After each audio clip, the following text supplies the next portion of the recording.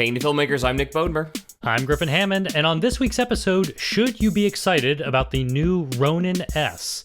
It's a handheld gimbal from DJI. Plus, your questions about producing political ads, how to sound professional over email, and post-production tips for audio. Hello, Nick. Hey, Griffin, how are you? Pretty good. I feel like we've actually been talking about gimbals a lot in the last few weeks. It's gimbal time. It's gimbal season. It's crazy, because gimbals used to be like, I remember when they first came out, they were like $20,000, and they were just insane looking. And now they're just everywhere and cheap, which is awesome. Oh, yeah. Yeah, now they're really easy to get. In fact, do you have one? Nope. You don't even have like I should. Like a cell phone one, right? No, but I've thought, I mean, they're really cheap now. Like, I was like, that might be nice. Yeah, I'm kind of surprised you don't. You seem like the kind of person that would at least have like a $150. Because I feel like if I was going to one. spend $200 on one for my iPhone, I would just get one for I would rather get one for my G85. Right. But then now I'm stepping into what? What's the new Ronin S? $700? Yeah. And I just can't quite, since I'm not doing paid projects anymore, it's hard for me to justify the cost. Yeah. So DJI does have one called the Osmo Mobile 2, which is just for a cell phone, and that's $130. It actually hasn't even come out yet. They announced it at CES. I think they're still like on back order. But yeah, I think if you wanted one for your camera, you'd probably be spending at least $300, probably more than that. It looks like they're for sale. They are, but I don't know if anyone's actually received theirs yet. the Get Osmo it as Mobile soon 2. as June 7th, it says. Yeah, maybe someone's gotten theirs. Oh yeah, Amazon has them in stock. So DJI's other announcement also was at CES, the Ronin S. It's finally shipping soon. It's shipping in 6 days on June 11th. I think that's when people will have it in their hands, besides the review models that are already out there. Have you seen why people are excited about this thing? I mean, I read about it briefly. It seems like it's a pretty good competitor to the gimbal you have, right? Yeah, a lot of people are comparing it to that, or even the I have the Zhiyun Crane version 2, and now there's also the Crane 2. And I think, if anything, the Ronin S is probably taking on the second iteration, the Crane 2. They're more similar in stats. But the new Ronin S is $700. My Crane version 2, I spent just over $500 for it. Now it retails for $469. So it's kind of a big price jump for me. And the biggest thing for me is that it weighs more than twice as much, the Ronin S. Like, that's probably the main thing that would keep me from getting it. Does it hold more then because of that, I'm guessing? Is the payload weight better? Yeah, it can hold a lot more. So I think that's probably the first thing you should look at when you're looking at these gimbals is what is the weight of your camera and what do you need to support. So I actually just weighed my GH5 and my heaviest lens, the 42.5 millimeter, and it's 2.5 pounds, which is fine for the version 2 Zhiyun Crane. That is a 1.6 pound gimbal that can handle up to 4 pounds of camera, so I'm fine there. The Crane 2 weighs about twice as much and can handle 7 pounds. The new Ronin S is 4 pounds, so it's pretty heavy compared to both those, and it can handle up to 8 pounds of camera. So I think even some like cinema cameras you could get on there. Yeah, and I didn't realize you can actually set it down like a tripod and it'll do like time lapses and stuff as well. Oh, that's interesting, yeah. It comes with a little tiny tripod, so it looks like out of the box you have a way to stand it up. That's awesome. I imagine if it's 3 times the weight of my gimbal, I probably would want a way to stand it up so that it's a lot of weight.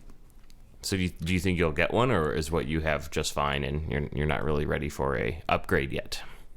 You know, I am very intrigued by it because it's not that much more expensive than what I'm using now. I am scared of the weight, just knowing that it's already a big piece of metal to lug around in a backpack. I don't know if I need triple the weight. You can just tell from the pictures and video of people using it. It's long. It's a big piece of equipment, and people So talk about you're the worried weight. more about travel weight. You're not worried about using it in operation, it being too heavy. No, I'm worried about that too. Like, I'm not a super strong guy, and I can just tell that, like, trying to carry 4 pounds around, I'm definitely not going to be doing it with one hand anymore. I'll have to do it with both hands, and I know it's gonna be tiring on shoulders, and it's like, how long can you run around like that? So you're saying this Ronin S would cost you $699 and maybe some push-ups. Right. I mean, maybe I'll look better after using it. But you Maybe do you're get gonna be a lot like a of blacksmith though, and one arm is gonna get bigger than the other right. from Yeah, carrying this this around. is my gimbal arm. But it does have some cool features that do make it especially exciting to use with GH5, and this is one reason to consider it. Is actually, there's several camera models that it's compatible with where it can actually control the recording. Like, it plugs into the camera, so you don't have to reach up to the camera to start recording. You can push the record button on the gimbal. Oh, that's cool. It can do that for some Canon cameras, for some Nikon cameras, for some Sony cameras. It also works with the GH4 and the GH5 and the GH5S. But what's especially cool is it has a dial for focus, and it can actually control the focus on many Lumix lenses. Really? So you don't have to reach up So and you could ruin almost the gimbal you could shot. almost pull focus right from Yeah. that. That's actually really cool. Yeah, that is really cool. And it looks like it does it through USB-C. There's just like a USB-C cable, plugs right into the GH5, and it can control most of the lenses I have, the 8-18, the 12-35, the 42.5, or 45.2. Oh, wait, sorry, I'm reading that wrong. It doesn't do the 42.5. You are a liar. Well, then I don't want it. Yeah, that's like the one major lens I use that I see is missing. But that's also not like my favorite gimbal lens. It's a very tight lens for a gimbal. But the 8-18, that's useful. Well, I think they would be fun to play with. I have never actually used a gimbal. I bet it's fun though. And it also... It's probably like all the best part of using a glide cam without all the frustration. Is that about right? Yeah, it's like doing the work for you. And the Ronin S looks like it's pretty user-friendly. Like right now, the Zhiyun Crane V2, it has a little joystick where you can you can tilt up and down depending on the mode you're in. You might be able to pan left and right. And then it has this mode button that switches between these 3 different modes. And I've been using this thing for months, and I still barely remember what the modes are and how to switch between them. It's not very user-friendly. The Ronin S looks like it has a lot more buttons, so it could be more confusing, but it looks like it's easier to figure out what you're doing with the joystick, and there's some simple shortcuts to get to some of the more obvious features quickly. Well, are you bringing your gimbal when you're in Vegas in a week or so? Yeah, when I do my workshop maybe at I can PHOTOCON. play with it. Yeah. Well, yeah, I'll have it in LA first at PHOTOCON. I think I'll actually be talking about it during my presentation, and then right after that I'll see you in Vegas, and we'll record the podcast Speaking together. of your workshops, I watched your short clip from your workshop that we put up for last week's episode. I thought it was excellent. Oh, thank you. Excellent. I really enjoyed that. I feel like I learned that turned out well. Yeah, there's a lot of good information packed into a short little segment. Yeah. Well, yeah, I think I'll eventually have the full workshop out online. I think I'm waiting to record a few more workshops I do this year and kind of piece them all together as a supercut of my best workshop moments. I've been playing with my DJI drone, which I guess has a gimbal on it, so I kind of have a gimbal. Could I just walk around with the drone if I needed a gimbal shot? I think you honestly can. It's not a 3-axis gimbal. It's a 2-axis gimbal on the Spark. Well, it still looks pretty cool. I was out hiking at Red Rock, which is a state conservation area, national conservation area. I forget. Yeah.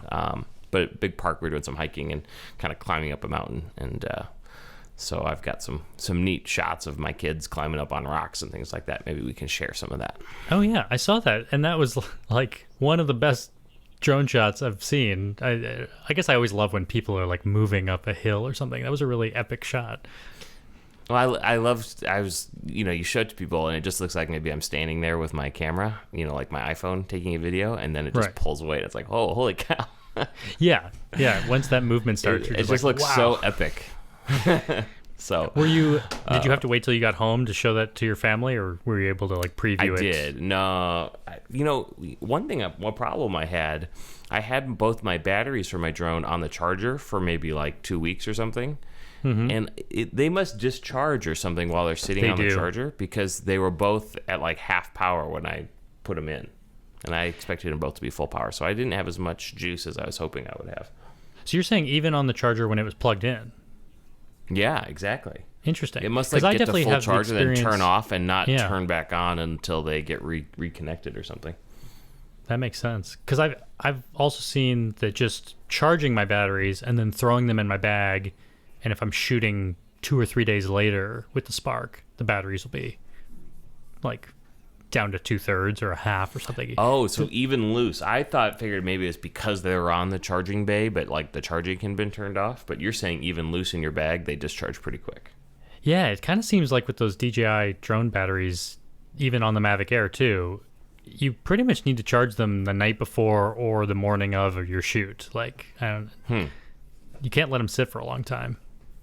Yeah, okay, well, so it wasn't just me. Right. I was like, why do I only have 50% battery? I thought these were fully charged. So, yeah, and even at fully charged, you only get like 10, 15 minutes of flight time. So what'd you get, like 5-6 minutes? Yeah, I think it's like in the 6-minute-ish range. Yeah. Which honestly, it is plenty. Yeah, if you know what you need to get. For a flight, and then you just, then we packed up and hiked a little more, and then I did it a second time, and then the battery was dead, so I was done. I also, I looked up before we went. I bet drones aren't allowed at this place. But I looked it up, and it specifically said, yes, they're allowed, but you can't, be a jerk about it. Yeah. Asked you not to be a jerk about it, flying it over people and stuff. So we were in an area where it was just us, so I didn't feel like I was ruining anyone's nature hike. Here's one thing that's actually better about the Spark than the more expensive Mavic Air. The Spark, you can charge the batteries in the drone by plugging it into USB. So, I think I did know that, and I kind of forgot about that. I always travel with either just a regular battery pack, USB battery pack, or I'll bring my big, like Westcott, the battery pack for the LED lights. Yeah, because you can USB charge off of that, and so I can often kill my batteries on a trip like yours out in the wilderness, and then let them charge up. It may take a while, but if I'm hiking around for 2 hours, I could probably get another flight in after that. That's awesome. Yeah, that's a good idea. And I say that because the Mavic doesn't do that. The Mavic, you can't charge the batteries in the unit. Does connecting the USB on the Spark also let you pull the SD files off? Do you know? I think it does if you turn it on. Interesting.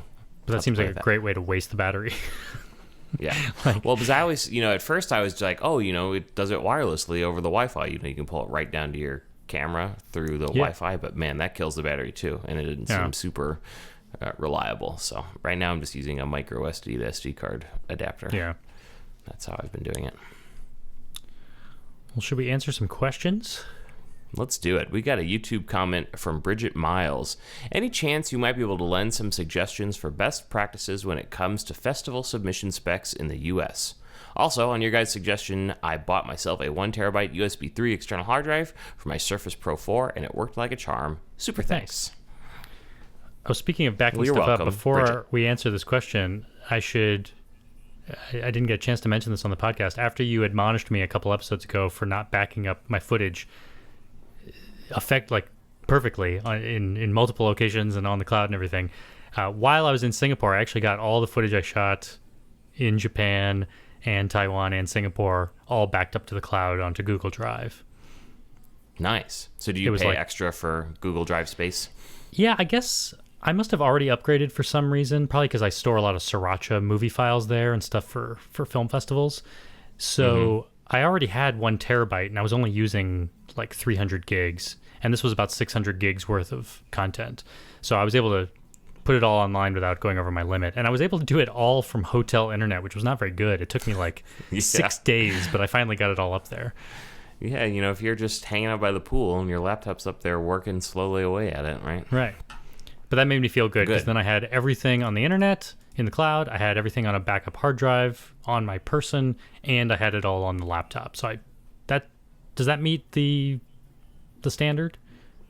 Yes. Now, the only concern I would have, once it's in the cloud, I feel much better. But, like, you can imagine if your laptop and the hard drive are in the same bag and you set it down and somebody walks off with it, like, that would be a disaster after a, 3-week shoot like you just did. So, very glad that we got it off-site, off your person. Right. So, should we answer Bridget's question that we've totally forgotten about? Best practices, festival submission specs. Go. I found that every festival is different, but usually you're just giving them like a preview copy through Without a Box or through what's the other one that everyone uses now that I've been using? Highway. Film Freeway. Film Freeway. I knew it was something. So all you're doing is uploading like an H.264 version. They're just watching it and then approving your film or rejecting it that way. But then after you get selected, they will send you all their submission specs. And in my experience, the most common specs are 1080, 24, or 30 frames per second.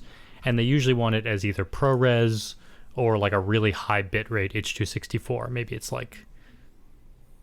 30 megabits per second or something. But I would just wait to see what each festival wants. And I generally have now, because I've gotten into a bunch of festivals with Handcut and with Sriracha, I kind of have like a ProRes version ready to download, a H.264 that's 30 megabits per second ready to download. I have an H.264 8 megabits per second for some people that want to do screenings and are worried about download times. But you'll eventually throw all this up in the cloud and for each festival. Some festivals will want DCP, which you'll either have to make yourself or pay someone for. There you go. Here's a YouTube comment we got from I have nothing to Hannah add. Lois. I've never submitted anything to a film festival. All right, go ahead with Hannah. This YouTube comment from Hannah Lois is, she is making DVDs with menus for clients, and she's been using an old version of iDVD from Apple, but it's not very reliable anymore. And so DVDs are not very popular these days. So she's wondering what is still the current good way to make professional looking DVDs. Anything you're using, Nick? Well, I think the best advice is just if there's any way to get away from delivering DVDs, you should. When I was doing weddings, I was doing DVDs, and she's exactly right. It's a pain right now because what I used was Adobe Encore, which is their DVD authoring solution, which they haven't updated in years. It doesn't run right on modern Macs. It's really a pain to get a hold of and get installed. But up until I was done doing weddings, that's what I was using. I used an Encore template from a company called Precomposed, which made it a little bit easier to get something that looked nice, but done quickly. And I don't know if it's still the case, but it seems like if you are a Creative Cloud subscriber, I remember at least a couple of years ago I was looking for it, and it's not readily available on Core because, like you said, they're not supporting it. But it was hidden somewhere as a download. Like you still can get it as a download. Yep. Yeah. So you can find it out there if you've got Adobe Creative Cloud. So that's what I used. I kept thinking about switching. The people who made that Precomposed template, they closed that company and opened a new company called MediaZilla, where they do like DVD, Blu-ray, online delivery, USB delivery, and they make it all look really nice, and they kind of take care of it for you. Yeah. The reason I didn't do it is because it wasn't like a per project fee. It was like a monthly fee with like unlimited projects and stuff, and I just wasn't doing enough projects for it to be cost effective. But I think they started at like $25 a month or something. So we'll put a link in there. I haven't actually tried it, but it was something I looked at multiple times, and again, they did such a good job with the Adobe Encore template that's something to look at. So we'll put that link in the show notes. Yeah. Well, and I feel like it was probably intentional that Hannah let us know that she needs to make DVDs with menus, because there are some easy ways to make them without menus. Like Final Cut still has DVD and Blu-ray built in as export options, but I'm pretty sure it's just like playable DVDs, or maybe they have a basic menu. I think I have done that for some weddings. Just right out of Final Cut. It's like a basic menu, and there's no, like, I always have different projects for, like, I'll have the ceremony project, and I'll have the highlight project, and there was no way to get them onto the same DVD, you know? So that's why I never use that. Or if there is a way, to let us know, because that would make life a lot easier.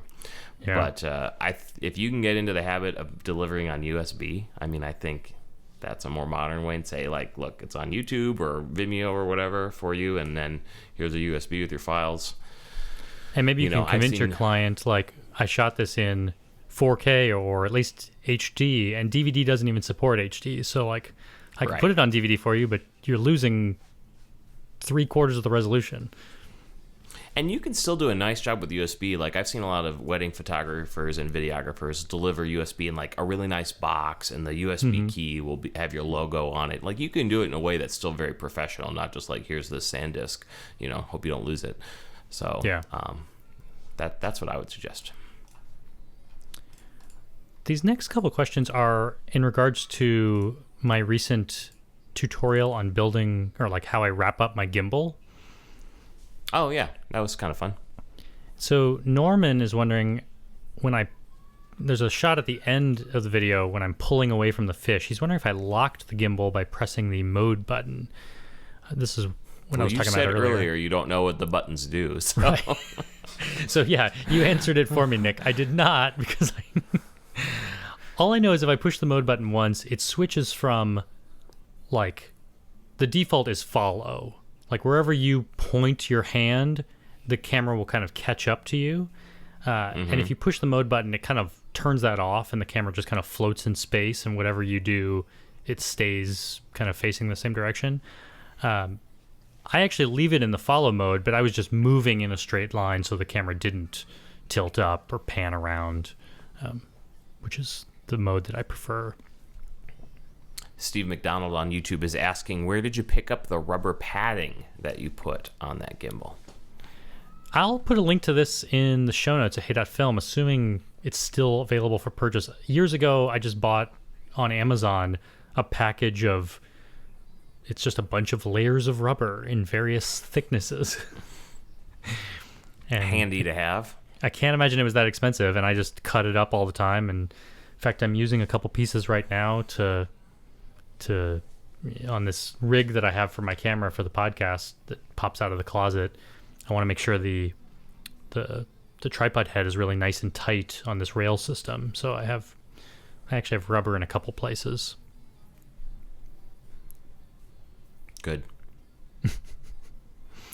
Here's a YouTube comment from Warren Spargo, wondering if either of us have used an Atomos for recording, and what were your thoughts? I have not, and therefore I have no thoughts. I have used the Atomos, the Ninja Inferno. Atomos actually let me borrow it for a couple months, and I shot some documentary stuff on it, like an interview with it, and it was useful to have a bigger screen for the interview, and I was able to record everything in ProRes. I think Warren also mentioned that it, or no, I think someone else actually sent us a comment about the Atomos, saying they were kind of worried about how big the files are, and they are gigantic, especially when I'm doing like 10-bit 4K ProRes. Then I'll end up with like a 150 gigabyte interview clip. But it was a good product. I don't always need it for every shoot. We've got an email from Austin, who I guess helped you out in Illinois State University. Is that right? Yeah, the workshop you were complimenting, Adam Ron, who you know from Droy Media in Bloomington, Illinois, he helped me on the close-up camera, and Austin volunteered from listening to the podcast to shoot the wide shot. So you've seen his work. Thanks, Austin. Any tips for working with political campaigns when it comes to video or anything regarding politics? Well, not only did I shoot the presidential election. But do you remember? I've actually done. You've done political ads, right? Local political ads. I don't know, something about a chicken. For one client, I had a client in Central Illinois running for a state race a few years ago, and I mean, I've had a lot of different clients over the years. I think that was my only like political client. I guess the lesson I learned from him was that at least this client did a lot of iterations. You know, he might shoot something and then his campaign staff would look at it and say, actually, you come across kind of weird in this one. Let's reshoot that one. So I guess just get used to, on a campaign, there's a lot of people weighing in and they're very concerned about optics. So, you know, you want to let them come up with their script and everything, but try to do what you can to help them avoid things that are going to upset them later. I guess the other thing I've noticed in politics is that what's kind of fun to see is you'll have these like grassroots, you know, young campaign staff, new people to politics. But then when that person gets elected, then they suddenly become more powerful. You know, their friend that was like their campaign staffer now becomes their chief of staff in the senator's office. So you may be nice to all the underlings. Right. I mean, yeah, if you happen to work for a successful campaign, then it could lead to some really even more exciting work down the road. We got an email from Ben who references some previous episodes where we've been talking about how to reach clients. We've talked about cold calling a little bit, but that's not always a great way to find clients. So he's wondering, is that a viable option? Should he approach people in person? And also his email address, it doesn't sound very professional and he feels embarrassed to give that out to clients. So what would your suggestions be? Yeah, I mean, I think having a professional email address and website is probably a good investment if you think this is something that, you know, is going to be a business for you. I think he specifically says that he's looking to keep monthly costs down. But there's a lot of, like, so we've talked about Squarespace before. That's a really easy way to get email and a professional looking website. If you're looking for even lower cost, you know, you can buy a domain name for what, $15 a year now. So like I have nickbodmer.com. You probably have 10 domain names you renew every year. And there are, for some of my less used email, I use zoho.com, Z-O-H-O. We'll put a link in the show notes. And they offer free email services for like less than 5 users or something like that. Oh, cool. So, you know, if you could buy a domain name for $15 a year and then set it up with the free Zoho email, and at least you'd have a professional email address for pretty inexpensively. And then if you want to add a website, you know, there's a lot of options for that as well. Well, Squarespace costs like $25 a month, so that may be a little much depending on what you need. And you may not need a website at all. He's wondering if he could get away with a Facebook account. And I think, yeah, probably. I think especially for this kind of business, a website can look professional, but I think plenty of businesses like florists and realtors are probably getting by on just Facebook pages. But I think my Google business account only costs like $1.99 a month. Does that sound right? Yeah, I don't know. I have a Google account for my Nick Bodmer, and it was free back when I did it, so I'm like grandfathered into a free account. I feel like it's like $5 a month now, but I could be wrong. Yeah, I'm wondering. I may be grandfathered into the $1.99 free ones out there now, so that's why I use that for one of my domains that I needed to add. But yeah, Google I do feel is like a better professional at email and like in terms of like way less spam and stuff like that. Right. But free is. And hard to beat. I do think that Ben probably should get a nice email address. Like I have several email addresses. I have my personal email address, but then whenever I'm talking to clients, I'm always using my griffinhammond.com email address, and it just feels appropriate. Yeah, I feel like I know like 4 of your email addresses like are embedded in my brain, and I never know where to send email for you. Like, well, they all kind of come to the same place anyway, so. Because you've got like hi@griffinhammond.com, and you've got, I don't know. That's the one you should say on the podcast, yes. Good. I was like, yeah, maybe I should stop listing all your private email addresses. Here's Griffin's phone number. If you'd like to give him a call. The only question we didn't answer from Ben is, how should he find clients if not cold calling? Well, and finding first clients is tough, no doubt about it. I'm not quite sure. It sounds like he's going after businesses. Am I kind of reading that right? Yeah. And I think the biggest thing for me is always like, just find that one person where you maybe even do one for free or at a discounted rate, and then you have something you can show other businesses, right? Yeah. I think he was talking about doing real estate videos, and yeah, I think if you have a real estate video to show, that goes a long way. So maybe if you don't yet, you need to find a friend or who's selling a house, or a real estate agent who's willing to let you do it for free or something, and then you have something to show. Because yeah, it always takes that one person that's then gonna give you opportunities because they trust you, they believe that you're talented. So you just need to prove that you're talented to enough people, and maybe that's not through paid work or cold calling. Maybe it's just putting a lot of videos out there so that people are like, oh, Ben, he's that really talented video guy that makes all those cool videos. He could probably do something for my business. Good. We got an email from Warren, who I think emailed us before. Am I remembering that right, Mr. Hammond? Yeah, actually we had a YouTube comment from Warren. I actually don't know if they're the same Warren. I'd have to check. He says, I just got back from my daughter's graduation where my main creative focus was to capture tons of B-roll and to record a lot of great, quote, interviews and sound bites from her friends. This went very well when I had my Rode video mic with me, but on occasion I only had my iPhone available. In these cases, the resultant sound was frequently unsalvageable, although perhaps mainly due to my lack of expertise in post. So his questions are, any good training resources for getting to know the built-in sound editing options in Final Cut Pro 10? And is there any one tool in Final Cut Pro 10 I can use to increase audio that is simply too quiet? Seems like I'm capped at 12 dB. Yes. A lot in there. Let's start with his last question because it's really easy. Final Cut does only go up to 12 decibels when you raise the volume on a clip all the way. But, and I don't know why they don't make it a little bit easier in the clip to do this. Do you know about the gain effect? Of course. Yes. So it's under the levels section of the audio effects in Final Cut. You can just add the gain filter onto your clip, and now you have an additional parameter you can set in the inspector. Now you can turn that gain up to, I don't know what the cap on that is, but sometimes I'll turn that one up to 12. And now my clip that's sitting in the timeline, it says 0 dB. It's actually starting at 12, and so I can go from there up even louder. Yeah. If stuff is really quiet, I'll use gain, though I find myself using the limiter tool more often. That has a gain component to it as well, and then it also keeps it from clipping. Oh, nice. So I when I was doing weddings, I'd have a limiter on almost everything to let me adjust gain, and then a limiter won't let you clip. So that's handy. I'll tell Warren what I would do.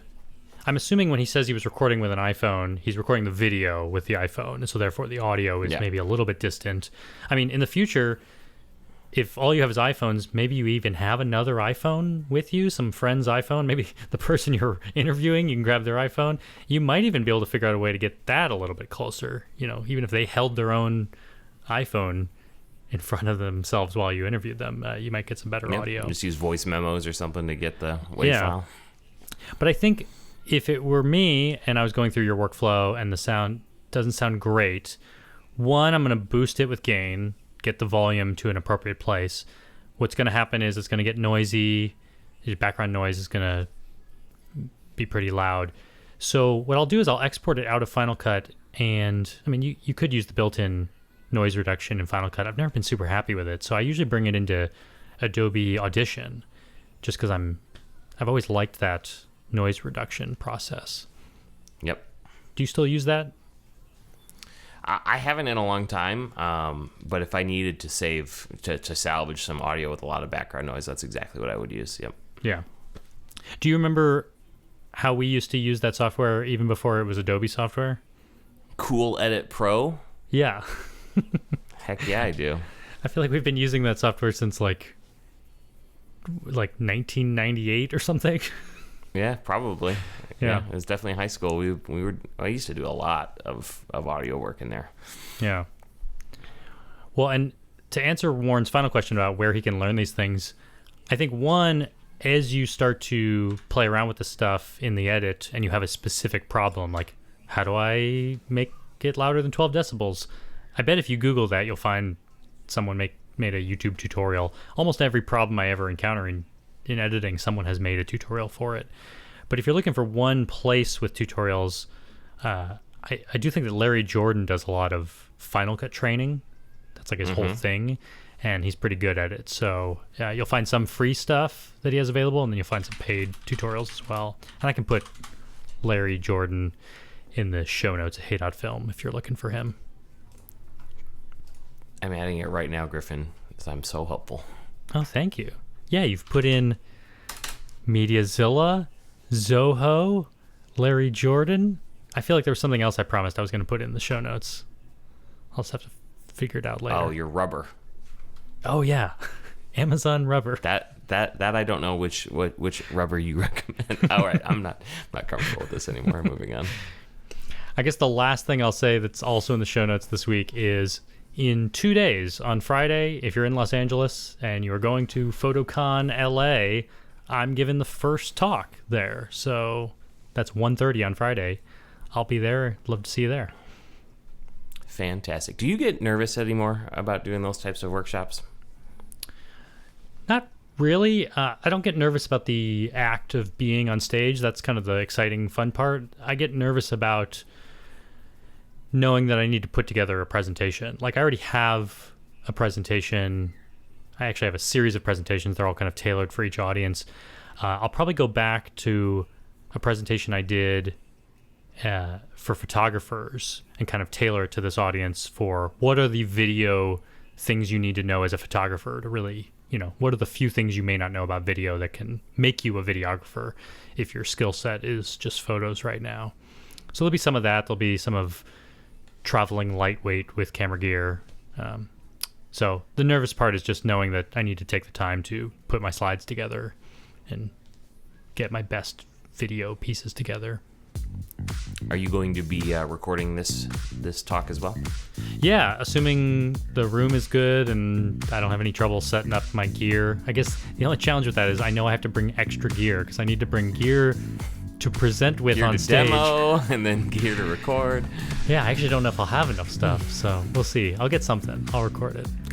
They may have some cameras there. I wonder if maybe they might be able to help you out. Yeah, I should just ask Panasonic to lend me a few extra cameras. Well, and you're at Sammy's, aren't you? Or am I making that up? Yeah, PHOTOCON is a Sammy's event, and I'm there for Panasonic. So yeah, there'll be some cameras in attendance. I should just ask the audience, hey everyone, pull out your camera right now, push record, make it real steady. I don't need the audio, I have that. Ronin S out. That's beautiful. Alrighty, sir. Well, good luck with your workshop, and we'll see you here in Vegas after that. Yeah, next week we'll do a show from Vegas together. Beautiful. All right. Talking to you. Thanks, everybody. We'll talk to you later. Bye.